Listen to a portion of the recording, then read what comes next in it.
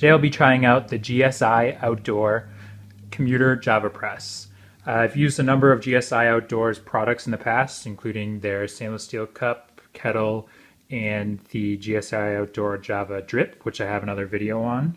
So I'm pretty comfortable with their products, and it just so happened that my girlfriend got this particular product for Christmas as a gift.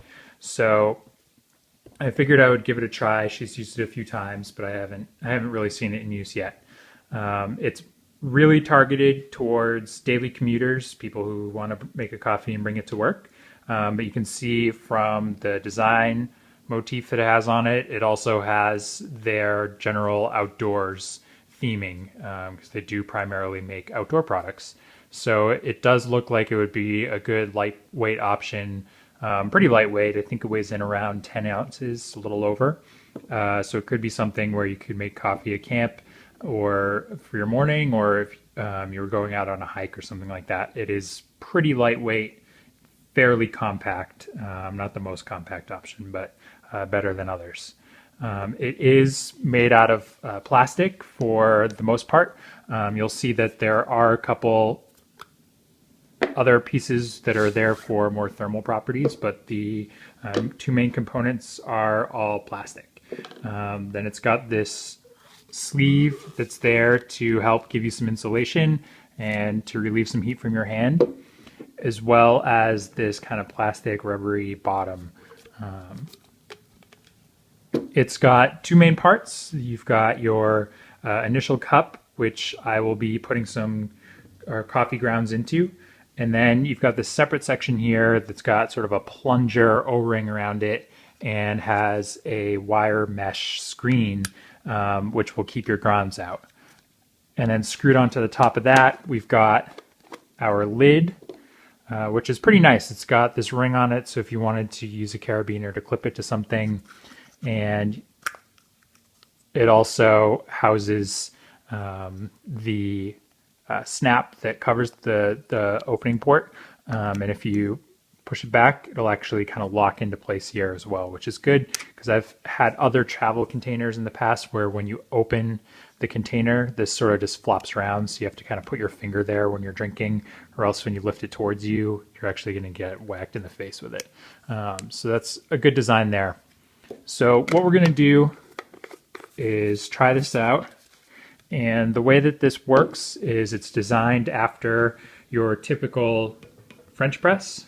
So I'm sure most people are familiar with a French press, where you put your grounds in the bottom, steep with hot water for about 4 minutes, and then you'll plunge down over that so that your grounds are kept at the bottom and all of your coffee's at the top. And that's how this works as well. So what we're going to go ahead and do is take our coffee grounds. There's suggests you use, I think, between 2 and 5 tablespoons of coffee, which is to be ground coarse, like a typical French press. So go ahead and put that in there. I think I've got something like 3.5 tablespoons. And what I'll do now is heat up some water, and we'll boil the water and then let it cool off. I don't have a thermometer with me at the moment. It is recommended that you boil or heat your water up to 200 degrees. I think a lot of normal French press, it's like around 198. This directions for this one says 200. So I'll boil some water and then let it cool off a little bit to get to that temperature. I'll be back in a moment. Okay, we've gone ahead and let our water boil. One thing that I did just do off camera is I took my coffee grounds back out of the container and just put them in this my lid to my grinder. And what I did is I poured some of the boiling water into the container and just sloshed it around. And what that essentially does is kind of prime it, so that your vessel that you're actually making your coffee in is already preheated.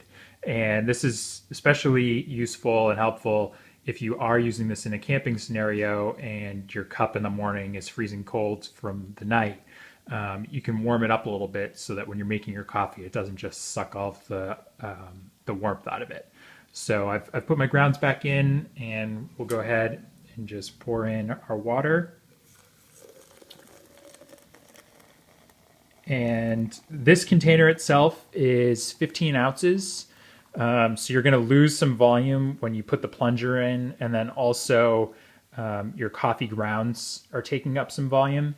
So you're probably ending up with probably closer to a 12-ounce cup of coffee, or somewhere in between 12 and 15 ounces when it's all said and done.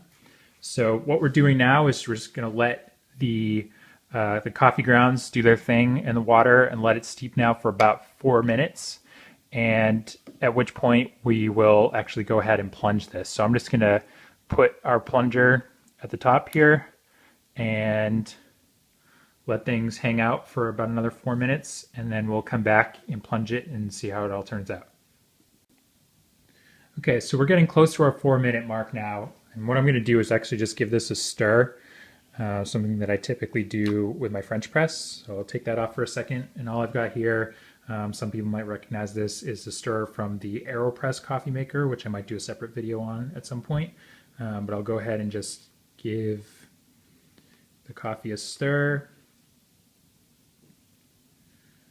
Put the plunger back on, and we'll wait another minute or so here before we actually plunge it down.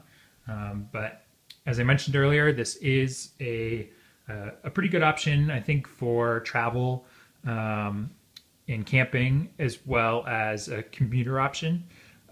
If you are using it for travel or camping and you're not able to get coffee at home, you could just bring grounds with you, or you could do something like use a travel grinder or a small manual grinder.